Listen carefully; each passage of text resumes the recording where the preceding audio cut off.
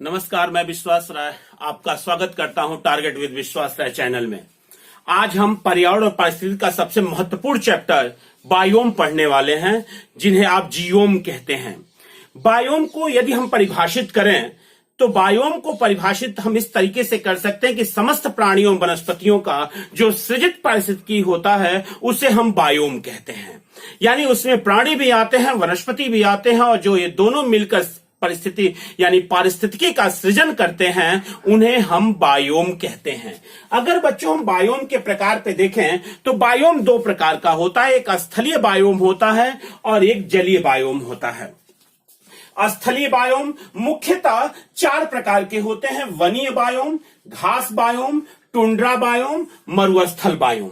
और आप देख रहे हैं कि बाकी तो अपने एक एक रूप में ही होते हैं। वनीय बायोम जो होता है ये चार भागों में होता है: विषुवतीय वन बायोम, मानसूनी वन बायोम, रूम सागरी वन बायोम और टैगा या कोड़धारी वन बायोम। याद रखिएगा बच्चों, आज हम केवल स्थलीय बायोम इस वीडियो में पढ़ेंगे और एक अलग वीडियो बनेगा जिसमें हम जलीय बायोम पढ़ेंगे। तो आइए आज हम स्थलीय बायोम के सभी भागों की चर्चा करते हैं। और आपको पता होगा कि एग्जामिनेशन का पेपर यदि हम एनालिसिस करें तो कम से कम 4 से 5 क्वेश्चन हमें बायोम से मिल जाते हैं, चाहे वो पीसीएस, आईएएस, चाहे वो यूपी ट्रिपल एससी, चाहे वो RO, ARO, TET, CTET, super TET में ये प्रश्न लेखपाल और इस तरह के एग्जामिनेशनों में बहुत ही महत्वपूर्ण चैप्टर माना जाता है। और अगर देखें तो आज वर्तमान में पर्यावरण एवं पारिस्थितिकी सबसे रिलेवेंट टॉपिक साबित हो रहा है कंपटीशन में। तो आइए पढ़ते हैं हम स्थलीय बायोम। स्थलीय बायोम में पहला बायोम जो हम पढ़ने वाले हैं वो वनीय बायोम है। और वनीय बायोम में हम विषुवतीय वन बायोम पढ़ेंगे। यदि आप इसका स्क्रीनशॉट लेना चाहें तो आप इसका स्क्रीनशॉट ले सकते हैं।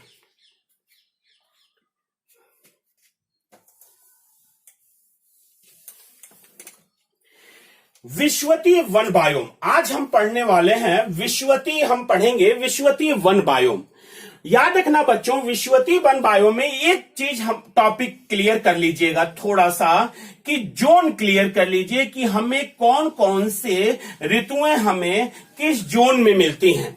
तो आप देखेंगे कि 0 डिग्री से 30 डिग्री के बीच में, 0 से 30 ये नॉर्थ पोल है और ये आपका साउथ पोल है।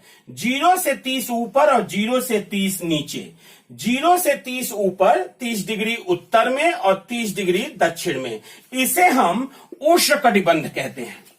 इसे हम उष्णकटिबंध कहते हैं। यानी यहां गर्मी बहुत ज्यादा पड़ती है विषुवत रेखा के नजदीक होने के कारण। 30 डिग्री से 45 डिग्री उत्तरी अक्षांश या 30 डिग्री से 45 डिग्री दक्षिणी अक्षांश। बच्चों बहुत ध्यान से देखिएगा, 30 डिग्री से 45 डिग्री उत्तरी अक्षांश या 30 डिग्री से 45 डिग्री दक्षिणी अक्षांश, हम इन्हें उपोष्णकटिबंध कहते हैं। हम इन्हें उपोष्णकटिबंध कहते हैं। उपोष्णकटिबंध कहते हैं दोनों को, उपोष्ण। और याद रखिएगा बच्चों, भारत उष्णकटिबंध में भी स्थित है और उपोष्णकटिबंध में भी स्थित है। जब आपसे पूछा जाता है भारत किस कटिबंध में स्थित है तो आप कहते हैं उष्ण एवं उपोष्ण दोनों कटिबंधों में स्थित है। भारत उत्तरी गोलार्ध में है। 45 डिग्री से 66 डिग्री नॉर्थ में उत्तरी अक्षांश और 45 डिग्री से 66 डिग्री दक्षिणी अक्षांश। ये जो कटिबंध आप देख रहे हैं ये शीतोष्ण कटिबंध कहलाता है। ये शीतोष्ण कटिबंध कहलाता है। और यहां पर अभी आप देखेंगे कि कोड़धारी वनों की एक विशेषता पाई जाती है, टैगा वनों की विशेषता पाई जाती है। यदि आपका कटिबंध क्लियर है तो आप आंसर गलत नहीं करेंगे। और 66 डिग्री से 90 डिग्री पे पोल है, तो 66 डिग्री से 90 डिग्री तक ये ध्रुवीय कटिबंध कहलाता है। ये ध्रुवीय कटिबंध कहलाता है। ये भी ध्रुवीय कटिबंध कहलाता है। ध्रुवीय कटिबंध कहलाता है। यानी ये आर्कटिक है, ये अंटार्कटिक है। आप देख रहे हैं कि 0 से 30 डिग्री उत्तर या 0 से 30 डिग्री नीचे ये उष्ण कटिबंध कहलाता है। 30 से 45 डिग्री ऊपर और 30 से 45 डिग्री दक्षिण में ये उपोष्ण कटिबंध कहलाता है, और 45 से 66 उत्तर में और 45 से 66 दक्षिण में शीतोष्ण कटिबंध कहलाते हैं, और 66 से 90 उत्तर में और 66 से 90 दक्षिण में ध्रुवीय कटिबंध कहलाते हैं। तो हम पढ़ने वाले थे विषुवतीय वन बायोम। तो याद रखिएगा बच्चों, जो विषुवतीय वन बायोम है वो 10 डिग्री उत्तरी अक्षांश से 10 डिग्री उत्तरी अक्षांश से 10 डिग्री दक्षिणी अक्षांश 10 डिग्री दक्षिणी अक्षांश के मध्य पाया जाता है। यानी यदि आपसे पूछता है कि विषुवतीय वन बायोम का विस्तार कहां से कहां तक है, तो आप कहते हैं विषुवतीय वन बायोम का विस्तार 10 डिग्री उत्तरी अक्षांश से 10 डिग्री दक्षिणी अक्षांश के मध्य पाया जाता है। और एक बात और याद रखिएगा बच्चों, हम पढ़ाएंगे मानसूनी प्रक्रिया, चूंकि 10 डिग्री एकदम 0 डिग्री के बहुत करीब है, और यही मूल कारण होता है कि विषुवत रेखा पर सूर्य 12 महीना सूर्य की किरणें पड़ती रहती हैं सीधी। यही कारण है कि 0 डिग्री यानी भूमध्य रेखा, जिसको विषुवत रेखा कहते हैं, बहुत जल्दी गर्म हो जाता है। भौतिक विज्ञान कहता है कि जब धरती गर्म होती है तो हवाएं हल्की हो जाती हैं और हल्की चीज ऊपर की तरफ उठती है, और यहां पर एक मानसूनी प्रक्रिया यानी वर्षा बहुत तेज आती है, बहुत तेज वर्षा होती है, और बहुत तेज वर्षा होने के कारण यहां पर जो वन पाए जाते हैं वो उष्णकटिबंधीय सदाबहार वन पाए जाते हैं। एक बात और याद रखिएगा, इस बायोम की जो विशेषता है बच्चों, कि ये विषुवतीय वन बायोम, हमने आपसे कहा कि ये भूमध्य रेखा के बहुत करीब है, तो विषुवतीय वन बायोम जो है, आप ध्यान दीजिएगा, विषुवतीय वन बायोम जो है, विषुवतीय वन बायोम विश्व के 3 स्थलों पर बहुत तेजी से विस्तृत है। एक है अमेजन बेसिन, आपने सुना होगा अमेजन बेसिन, दक्षिण अमेरिका, अमेजन बेसिन। दूसरा है कांगो बेसिन, और तीसरा है इंडो मलेशियाई बेसिन,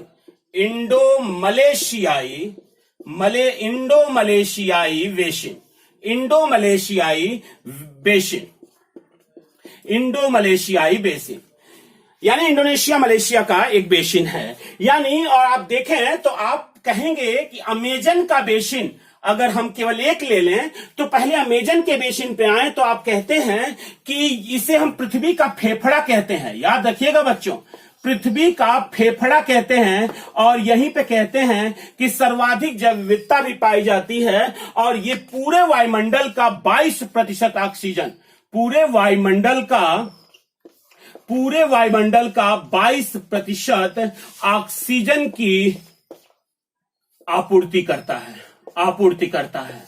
यानी 22% ऑक्सीजन की अकेले अमेजन बेसिन हमारा, और ये तो बेसिन है, बेसिन मतलब होता है कि पूरा, चाहे वो जल हो, थल हो, उसके जंगल हो, पूरा बेसिन क्लियर हो उसके अंतर्गत। और जबकि आप जानते हैं कि अपवाद क्षेत्र के दृष्टिकोण से सबसे बड़ी नदी विश्व की अमेजन नदी ही है, जबकि लंबाई के दृष्टिकोण से नील नदी मानी जाती है।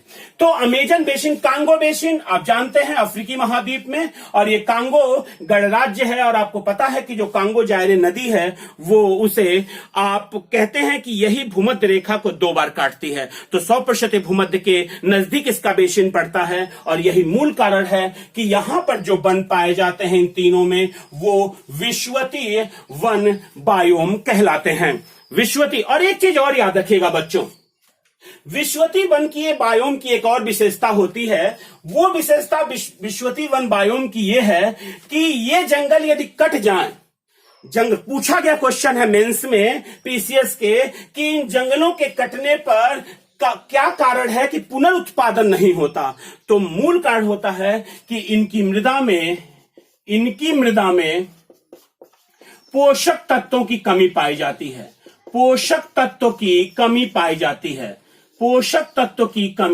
जाती है। तो यदि आपसे क्वेश्चन पूछता है, ध्यान दीजिएगा, हमें बहुत कॉन्शियस रहिएगा कि यदि आपसे क्वेश्चन पूछता है कि विषुवतीय वन बायोम के वृक्ष को यदि काट दिया जाए तो क्या कारण है कि ये वृक्ष पुनरुत्पादित नहीं होते? तो आपका एक ही आंसर होगा, इनकी मृदा में पोषक तत्व की कमी पाई जाती है। इनकी मृदा में पोषक तत्व की कमी पाई जाती है। यानी विषुवतीय वन बायोम आपने देखा 10 डिग्री उत्तरी अक्षांश से 10 डिग्री दक्षिणी अक्षांश के मध्य होते हैं। ये 3 स्थलों पे बहुत तेजी से प्रसारित है। अमेजन बेसिन में, अमेजन बेसिन को ही हम पृथ्वी का फेफड़ा कहते हैं क्योंकि ये 22% ऑक्सीजन की अकेले आपूर्ति करता है। कांगो बेसिन, इंडो मलेशियाई बेसिन, ये तीनों बेसिन में विषुवतीय वन बायोम पाए जाते हैं। और एक चीज और ध्यान रखिएगा बच्चों कि इनकी प्राथमिक उत्पादकता बड़ी अधिक होती है। इनकी जो प्राथमिक उत्पादकता होती है, प्राथमिक उत्पादकता बहुत अधिक होती है। प्राथमिक उत्पादकता बहुत अधिक होती है और अधिक होती है, यही कारण होता है कि यहां बायोडायवर्सिटी, जैव विविधता भी खूब फूलती है। जैव विविधता भी बहुत अधिक मात्रा में पाई जाती है। यानी अगर सांप आप देखें तो एनाकोंडा भी इन्हीं जंगलों में हमें मिल जाता है, अमेजन के बेसिन में। इन्हें हम विषुवतीय वन बायोम का एक उदाहरण मानते हैं। यानी अगर आपसे पूछता है कि अमेजन बेसिन में कौन सा वन पाया जाता है तो आप तुरंत कह देते हैं कि अमेजन बेसिन में आपका विषुवतीय वन बायोम पाया जाता है। किस वन की प्राथमिक उत्पादकता सर्वाधिक होती है? आप कहते हैं विषुवतीय वन बायोम की प्राथमिक उत्पादकता सर्वाधिक होती है क्योंकि वहां पर वर्षा बहुत अधिक होती है इस भूमध्य रेखा पर, क्योंकि यहां गर्मी बहुत अधिक पड़ती है। आपको पता होगा बच्चों, यहां के लोग अक्सर काले आपको मिलेंगे। इनकी जिह्वा बहुत पतली होती है, बहुत कठिन भाषा बोल लेते हैं और बहुत ही उग्र स्वभाव के होते हैं। तो आपने देखा कि पर्यावरण और पारिस्थितिकी हमारे पर्सनालिटी को भी जस्टिफाई करती है कि हम किस तरह की पर्सनालिटी लेके चल रहे हैं। और जैव विविधता की जहां तक बात है तो आपको हम स्पष्ट कर दें कि विषुवतीय वन बायोम में जैव विविधता बहुत अधिक पाई जाती है। और एक बात और याद रखिएगा, ये वन, इन वनों को काटना आसान नहीं है। इन वनों को काटना आसान नहीं है।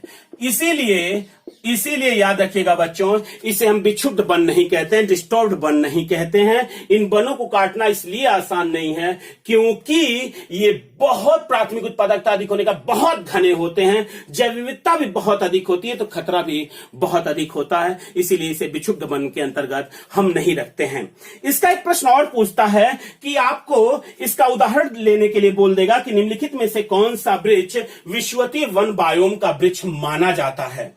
विषुवतीय वन बायोम का वृक्ष माना जाता है तो आपको आंसर देना है जैसे मोहगनी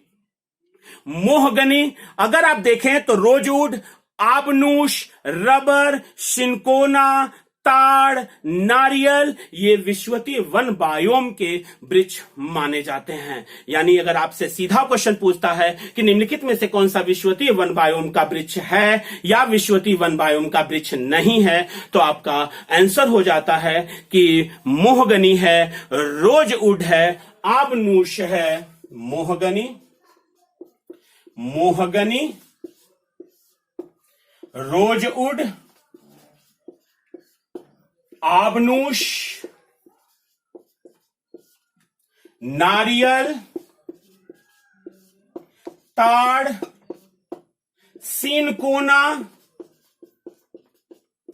रबर, ये जो वृक्ष हैं ये विषुवतीय वन बायोम के वृक्ष माने जाते हैं। एक बात और याद रखिएगा बच्चों, यहां से एक क्वेश्चन आपको साइंस में भी मिल जाता है, विज्ञान में भी मिल जाता है। जब वो क्वेश्चन पूछता है कि मलेरिया की दवा कुनैन कहां से प्राप्त की जाती है, तो आप कहते हैं कि मलेरिया की दवा जो कुनैन है वो सिनकोना की छाल से प्राप्त की जाती है।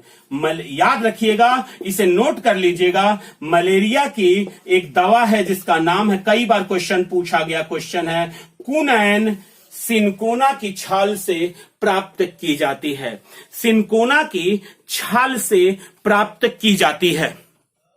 अब आते हैं, एक बात याद रखिएगा, इस वन में उष्णकटिबंधीय, मैंने बताया था 0 से 30 डिग्री तक उष्णकटिबंध होता है, तो इस वन में उष्णकटिबंधीय वर्षावन,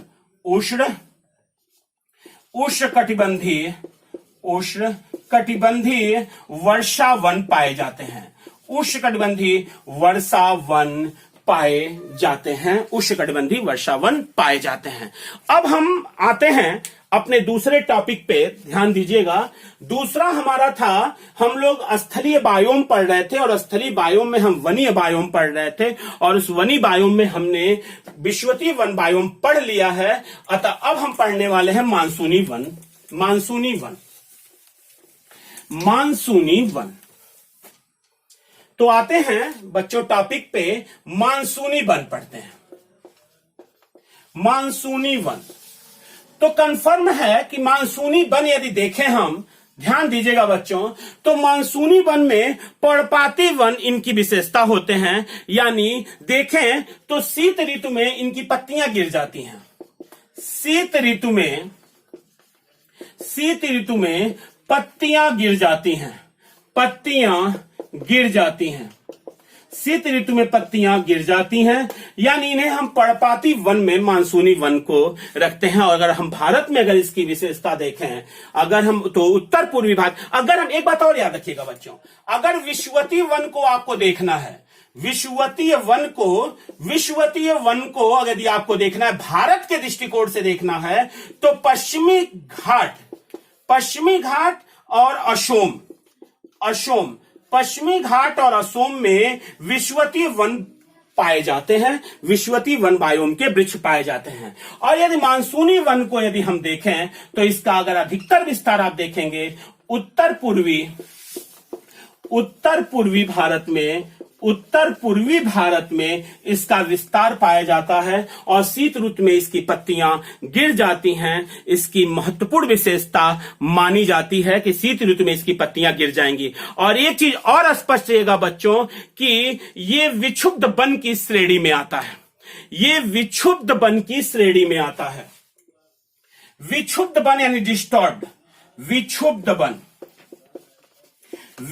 वन की श्रेणी में आता है। यानी यदि आपसे क्वेश्चन पूछता है निम्नलिखित में से कौन सा वन विक्षुब्ध वन है, तो आप बेहिचक मानसूनी वन को अपने आंसर दे सकते हैं कि यह विक्षुब्ध वन है, क्योंकि यहां की पत्तियां, यहां वृक्ष काटना बहुत आसान है और यहां के वृक्ष काटे जाते हैं। अतः इस मानसूनी वन को हम डिस्टर्ब्ड फॉरेस्ट भी कहते हैं, डिस्टर्ब्ड फॉरेस्ट भी कहते हैं, यानी विक्षुब्ध वन भी हम कहते हैं। और एक चीज और याद रखिएगा, अगर हम विषुवतीय वन को लें बच्चों, तो वार्षिक वर्षा इसकी जो है, वार्षिक वर्षा 200 सेंटीमीटर है। वार्षिक वर्षा, अगर औसत वार्षिक वर्षा लें, औसत वार्षिक वर्षा तो 200 सेंटीमीटर है। और यदि हम तापमान लें, औसत तापमान लें तो 22 डिग्री सेंटीग्रेड है। यानी 200 सेंटीमीटर औसत वार्षिक वर्षा है। तो कंफर्म है कि यहां पे जो वन पाए जाएंगे वो बहुत ही सदाबहार होंगे। और यहां अगर हम देखें, अपने मानसूनी वन को देखें, तो इसकी औसत वार्षिक वर्षा जो है, औसत वार्षिक वर्षा 150 सेंटीमीटर से 200 सेंटीमीटर के बीच है।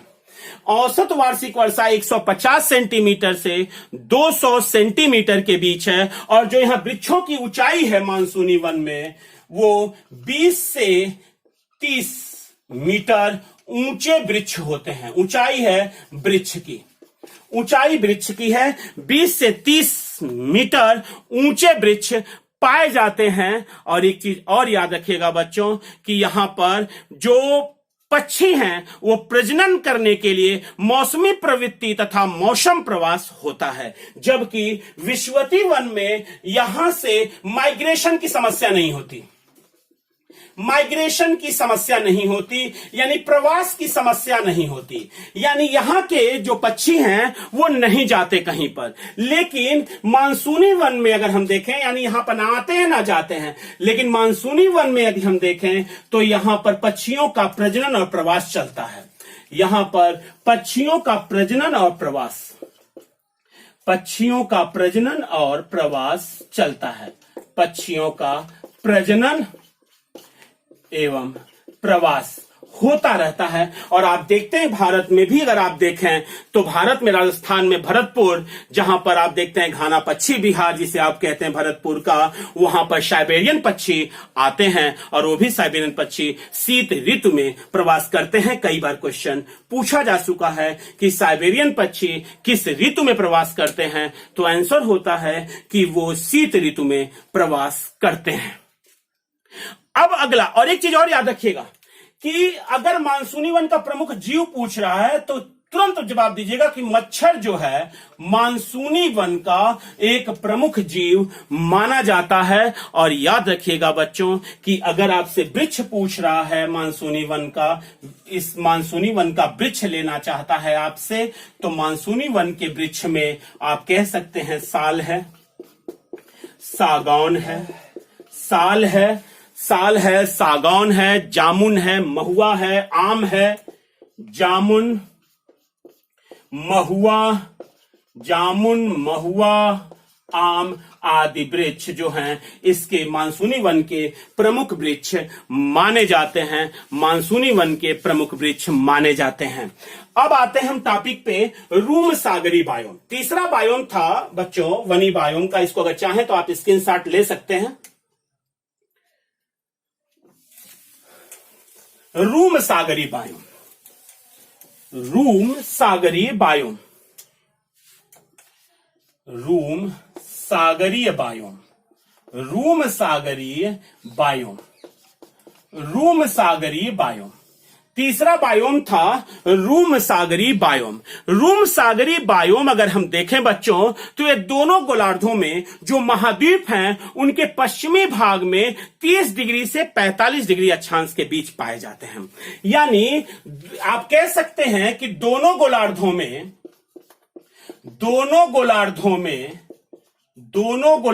में महाद्वीप के याद रखिएगा बच्चों, अगर कथन कारण वाला क्वेश्चन पूछ रहा है तो आपको ला सकता है कथन कारण में कि पूर्वी तट पर कि पश्चिमी तट पर, तो आप कहेंगे पश्चिमी तट पर 30 डिग्री से 45 डिग्री अक्षांश के मध्य पाए जाते हैं, अक्षांश के मध्य पाए जाते हैं। तो इसे हमेशा बना के रखिएगा, हमेशा बना के रखिएगा कि रूम सागरी बायोम कितने डिग्री अक्षांश के मध्य पाया जाता है। तो रूम सागरी बायोम 30 से 45 डिग्री अक्षांश के मध्य पाया जाता है दोनों गोलार्धों में, यानी 30 से 45 डिग्री उत्तरी अक्षांश या 30 से 45 डिग्री दक्षिणी अक्षांश के मध्य पाया जाता है। और महाद्वीपों के किस तट पर पाया जाता है, तो आपका आंसर होगा महाद्वीपों के पश्चिमी तट पर, महाद्वीपों के पश्चिमी तट पर पाया जाता है, महाद्वीपों के पश्चिमी तट पर पाया जाता है। यदि हम बच्चों आपको कहें तो इसके प्रमुख वृक्षों में आप कह सकते हैं कि ओर्क है, वर्च है, चेस्टनट है, वालकट है, इसके प्रमुख वृक्ष हैं। आर्क प्रमुख वृक्ष हैं, इसके प्रमुख वृक्ष हैं। और एक बात और याद रखिएगा बच्चों, इस प्रमुख वृक्ष में ध्यान दीजिएगा, इस प्रमुख वृक्ष में कुछ चीजों को हम अलग अलग तरीके से देखते हैं कि हम इसे यूरोपीय भाग में क्या कहते हैं, हम इसे एशिया में क्या कहते हैं, यानी यूं कहें कैलिफोर्निया में अगर हम देखें तो कैलिफोर्निया में क्या कहते हैं, ऑस्ट्रेलिया में क्या कहते हैं, हम इसे चिली में क्या नाम देते हैं। तो क्वेश्चन यहां से उठाता है और मिलान करने के लिए देता है कि रूम सागरी बायोम के वृक्षों को हम कैलिफोर्निया में किस नाम से जानते हैं। तो एक बात और याद रखिएगा बाबू कि यहां पर झाड़ियां पाई जाती हैं, बहुत महत्वपूर्ण है, यहां पर झाड़ियां पाई जाती हैं और इस झाड़ियों में रूम सागरी बायोम में झाड़ियां पाई जाती हैं। और इस बायोम में अगर हम कैलिफोर्निया को देखें, कैलिफोर्निया याद रखिएगा, इसे भूलिएगा नहीं, कैलिफोर्निया में चैपरल कहते हैं। क्वेश्चन आपसे पूछेगा कि चैपरल कहां की झाड़ियां हैं, तो आप कहेंगे कैलिफोर्निया में, या रूम सागरी बायोम में पाई जाने वाली झाड़ियां कैलिफोर्निया में किस नाम से जानी जाती हैं, तो आप कहेंगे कि इसे हम चैपरल के नाम से जानते हैं, जबकि चिली में मेटोरेल के नाम से जानते हैं। चिली में मेटेरोल, चिली में मेटेरोल के नाम से हम इसे चिली में जानते हैं। ऑस्ट्रेलिया में यदि हम देखें तो इसे मैली के नाम से जानते हैं, ऑस्ट्रेलिया में ऑस्ट्रेलिया में इसे हम मैली के नाम से जानते हैं। साउथ अफ्रीका में फाइन वास के नाम से हम इसे पुकारते हैं। दक्षिण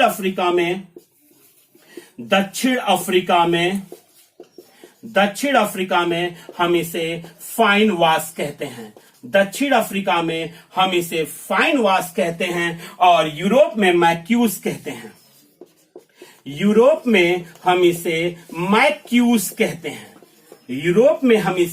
मैक्यूस कहते हैं। तो बच्चों ये जरूर याद रखिएगा, रूम सागरी बायोम में आपको यहां से मिलान करने के लिए क्वेश्चन आ जाता है कि हम रूम सागरी बायोम में झाड़ियों को किस नाम से पुकारते हैं। जो झाड़ियां पाई जाती हैं, कैलिफोर्निया में चैपरल कहते हैं, चिली में मेटरोल कहते हैं, ऑस्ट्रेलिया में मैली कहते हैं, दक्षिण अफ्रीका में फाइन वाश कहते हैं और यूरोप में इसे हम मैक्यूस के नाम से हम जानते हैं। और एक बात और याद रखिएगा बच्चों, इस प्रदेश में जब शीत ऋतु आती है, यानी हम देखें शीतोष्ण कटिबंध में चक्रवातों में साधारण वर्षा होती है।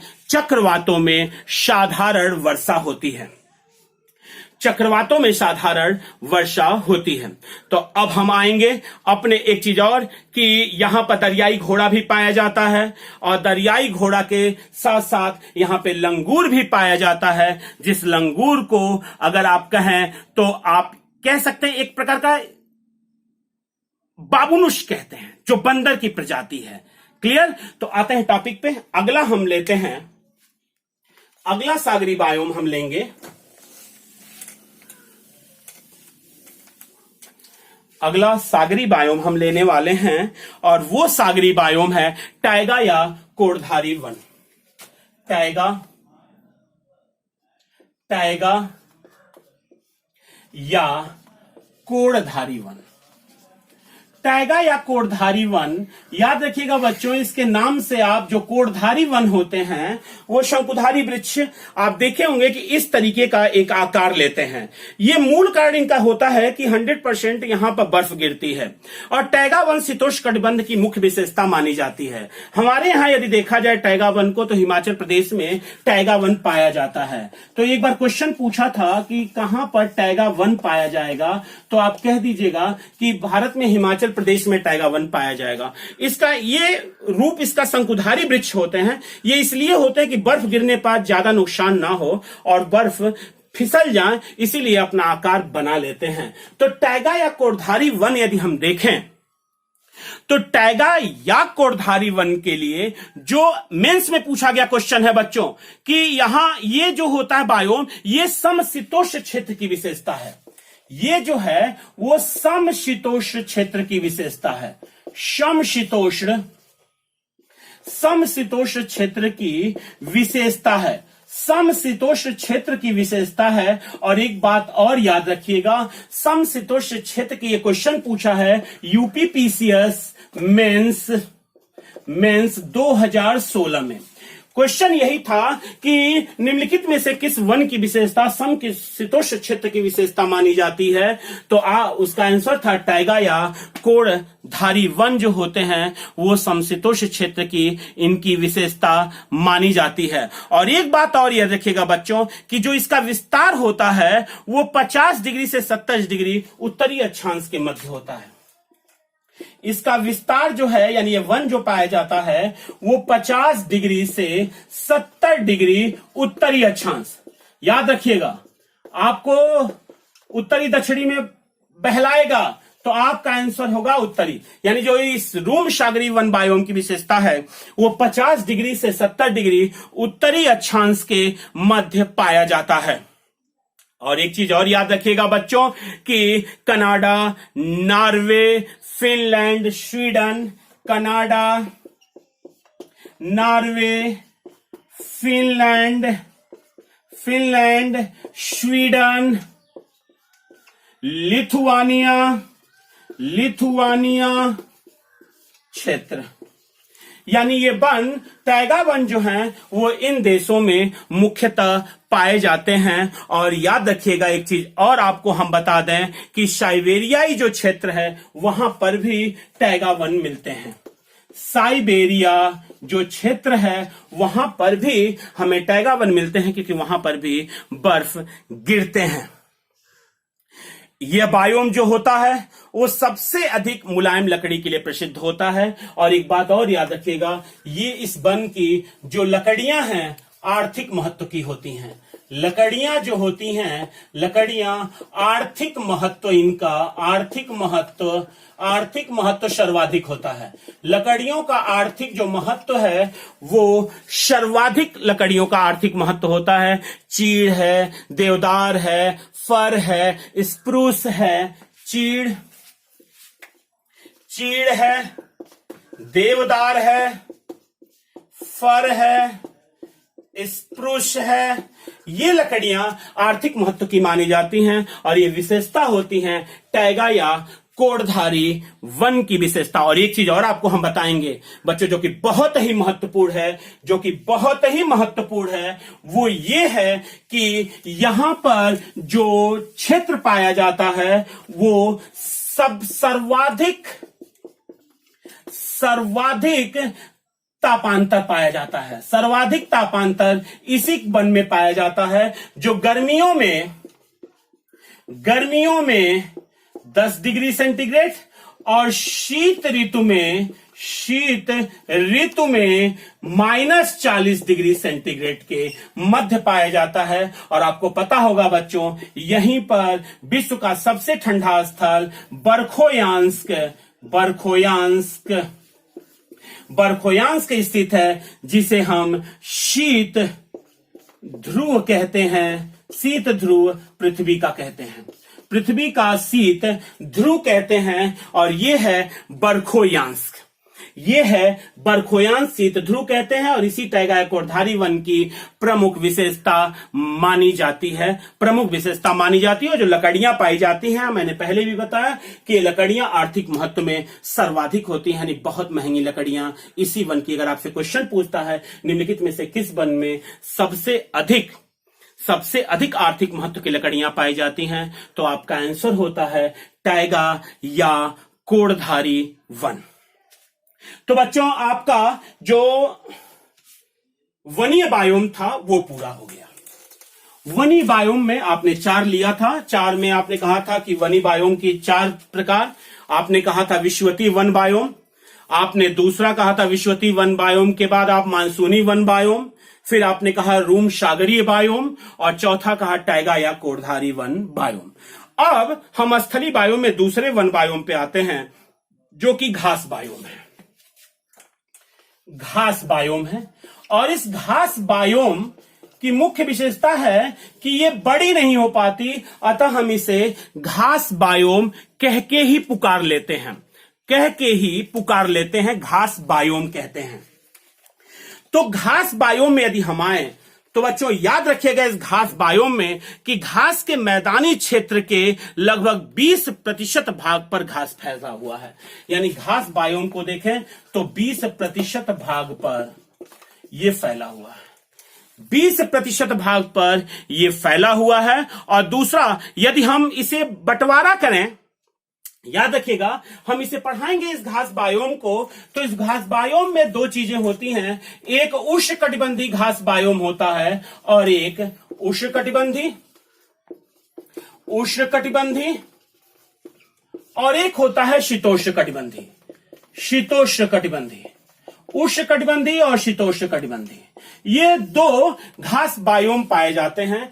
अगर आपसे कभी कभी क्वेश्चन पूछता है निम्नलिखित में से कौन सा उष्णकटिबंधीय, या आपसे क्वेश्चन पूछता है निम्नलिखित में से कौन सा शीतोष्णकटिबंधीय घास बायोम है, तो जो उष्णकटिबंधीय ऐसे देश जो कि कर्क और मकर रेखा के बीच में होते हैं, जो 30 डिग्री उत्तरी अक्षांश से 30 डिग्री दक्षिणी अक्षांश के मध्य होते हैं, वो उष्णकटिबंधीय कहलाते हैं। और इसे इतर जो होते हैं वो शीतोष्णकटिबंधीय कहलाते हैं। तो यहां से एक तरीके का प्रश्न आता है बच्चों, केवल एक तरीके का प्रश्न आता है, और वो तरीका है घास बायोम से। मैं केवल एग्जामिनेशन हॉल की तरफ आपको ले चलना चाहूंगा कि ये केवल पूछता है कि घास के स्थलों को, यानी घास के स्थलों को पूछता है कि कौन सा घास का मैदान, यानी विश्व के प्रमुख घास मैदान कौन कौन से हमें याद करना होगा। तो विश्व के प्रमुख घास मैदान, विश्व के प्रमुख विश्व के प्रमुख घास मैदान, आप लोग इसे नोट कर लीजिएगा, विश्व के प्रमुख घास मैदान। तो विश्व के प्रमुख घास मैदानों पे यदि हम आए तो पहला आता है पंपास। अगर हम देखें अगर आप सीधा ऊपर से अफ्रीकी महाद्वीप से यदि आप चलते हैं तो अफ्रीकी महाद्वीप से आपका सवाना, आपको याद होगा सवाना आते हैं, तो सवाना जो है वो अफ्रीका महाद्वीप में है। सवाना जो है वो अफ्रीका महाद्वीप में है, घास का मैदान है। और आपको हम बता दें बच्चों कि हम आपको पढ़ाएंगे कि जो सवाना में भी बब्बर शेर पाए जाते हैं और हमारे गुजरात के गिर में भी बब्बर शेर पाए जाते हैं। इसका मूल कारण क्या है कि जो हमारा गुजरात का गिर है वो कभी सवाना का ही भाग होता था, लेकिन प्लेटों के टूटने के कारण, सरकने के कारण हम नॉर्थ ईस्ट की तरफ हम चले आए और कुछ शेर सवाना में रह गए और कुछ शेर इसीलिए हम कहते हैं कि गिर के जंगलों में पाए जाते हैं, सौराष्ट्र में पाए जाते हैं। इसका मूल कारण यही है। सवाना के बाद आते हैं प्रेयरीज पे। तो प्रेयरीज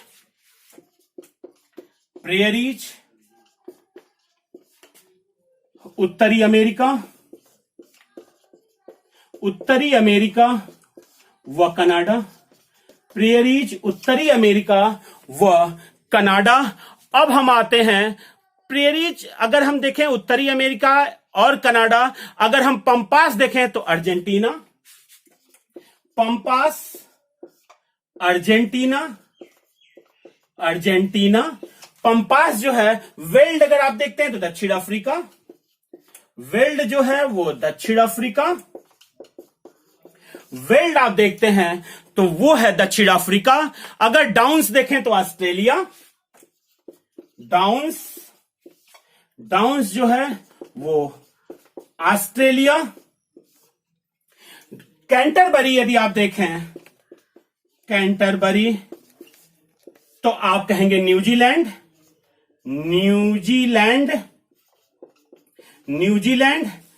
अगर आप पोस्टाज देखें तो आप कहेंगे हंगरी।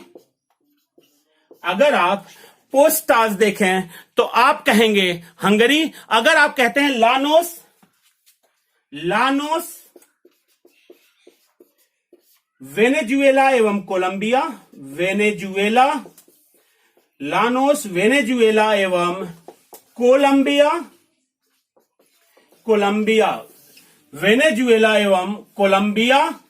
वेनेजुएला एवं कोलंबिया। अगर स्टेपीज देखें तो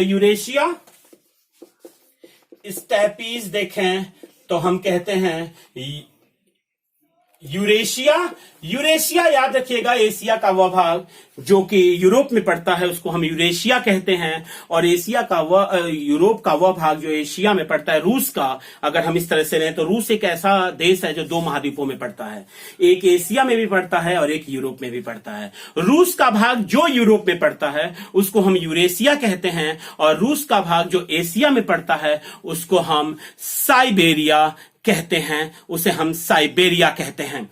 तो याद रखना बच्चों, पिछली बार अगर देखें तो पीसीएस के एग्जाम में पंपास पूछा हुआ क्वेश्चन था। इसे पंपास को ही हम अर्जेंटीना का हृदय कहते हैं, अर्जेंटीना का हृदय कहते हैं। अब हम आते हैं अगले पे, अपने टुंड्रा बायोम पे। घास बायोम के बाद हम पढ़ते हैं टुंड्रा बायोम। घास बायोम के बाद हम पढ़ते हैं टुंड्रा बायोम।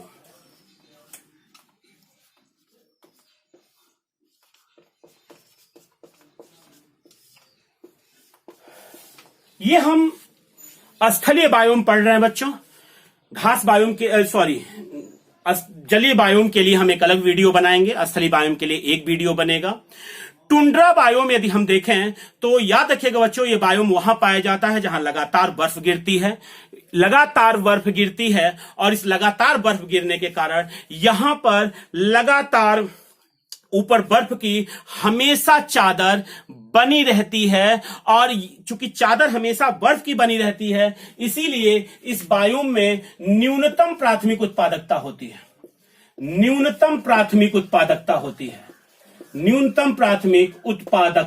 है। और याद रखना, अधिकतम प्राथमिक उत्पादकता आप ही ने कहा था कि विषुवतीय वन बायोम में होती है। जब क्वेश्चन पूछेगा न्यूनतम कहां होती है, न्यूनतम प्राथमिक उत्पादकता कहां होती है, तो आप कहेंगे न्यूनतम प्राथमिक उत्पादकता टुंड्रा वन बायोम की प्रमुख विशेषता मानी जाती है। और ये जहां वृक्ष जो होते हैं वो अति लघु वर्धन काल के लिए होते हैं, बहुत कम समय के लिए ये वृक्ष पाए जाते हैं। और एक बात और याद रखिएगा बच्चों, चूंकि यहां बर्फ बहुत गिरती है, यही कारण है कि यहां पे न्यूनतम प्राथमिक उत्पादकता होती है। और हम अगर टुंड्रा वन में देखें तो लाइकेन और मास, लाइकेन और मास यहाँ की, लाइकेन और मास यहाँ की प्रमुख अगर देखें तो एक प्राथमिक उत्पादक माने जाते हैं। और यदि हम इसके आहार श्रृंखला को बनाएं, यदि हम इसके आहार श्रृंखला को बनाएं तो आपको पता होगा बच्चों कि मास को खाता है लाइकेन, लाइकेन को खाता है रेनेडियर, लाइकेन को खाता है रेनेडियर, और रेनेडियर को खाते हैं एस्कीमो। Eskimo, Eskimo. आपको पता होगा बच्चों, जो लाइकेन होता है वो दो चीजों से मिलकर बनता है, शैवाल और कवक से, शैवाल और कवक से। और जो रेनेडियर है वो एक हिरण की प्रजाति है, हिरण की प्रजाति है। और याद रखना बच्चों, यही क्वेश्चन यूपी टेट में पूछा था, यही question UP TET, super TET में भी पूछा था यही क्वेश्चन कि रेनेडियर कहां पाई जाने वाली प्रजाति है। तो आप उसका एक ही आंसर था उन चार विकल्पों में कि वो टुंड्रा वन में पाई जाने वाली, टुंड्रा बायोम में पाई जाने वाली हिरन की प्रजाति है। तो यही क्वेश्चन पूछा था कि रेनेडियर किसकी प्रजाति, हिरन की प्रजाति कहां पाई जाती है, तो उसका आंसर यही था कि वो टुंड्रा वन में पाई जाती है। और एस्कीमो जनजाति है बच्चों, एक जनजाति है जो कि ग्रीनलैंड और कनाडा, ग्रीनलैंड एवं कनाडा में पाई जाती है। तो याद रखिएगा बच्चों, एस्कीमो क्या है। और एक चीज और, तैयार रहिएगा कि ये बर्फ के बने घर इग्लू में रहती है, बर्फ के बने घर इग्लू में एस्कीमो का प्रवास होता है। यानी टुंड्रा वन बायोम से इससे ज्यादा क्वेश्चन आपके पास नहीं आएगा, टुंड्रा वन बायोम से इससे ज्यादा क्वेश्चन आपके पास नहीं आने वाला है। आते हैं टॉपिक पे। अंतिम बायोम जो बच्चों आपका है वो है मरुस्थल बायोम। अंतिम बायोम, इसका अगर चाहें तो आप स्क्रीनशॉट ले सकते हैं। अंतिम बायोम जो है वो है आपका मरुस्थलीय बायोम, मरुस्थल बायोम। अंतिम बायोम है मरुस्थल बायोम, मरुस्थल बायोम। ये जीवोम जो है मरुस्थल बायोम, ये अंतिम आपका यानी स्थलीय बायोम का अंतिम बायोम मरुस्थल बायोम है।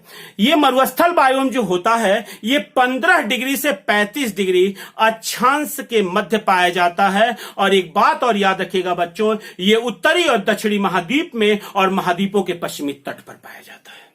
यानी यदि हम कहें तो ये भी बायोम उत्तरी तथा दक्षिणी गोलार्ध महाद्वीप के पश्चिम तट पर, महाद्वीप के पश्चिम तट पर, और जो इसका अक्षांश है वो अक्षांश है 15 डिग्री से 35 डिग्री अक्षांश, 15 डिग्री से 35 डिग्री अक्षांश, चाहे वो दक्षिणी अक्षांश और चाहे उत्तरी अक्षांश।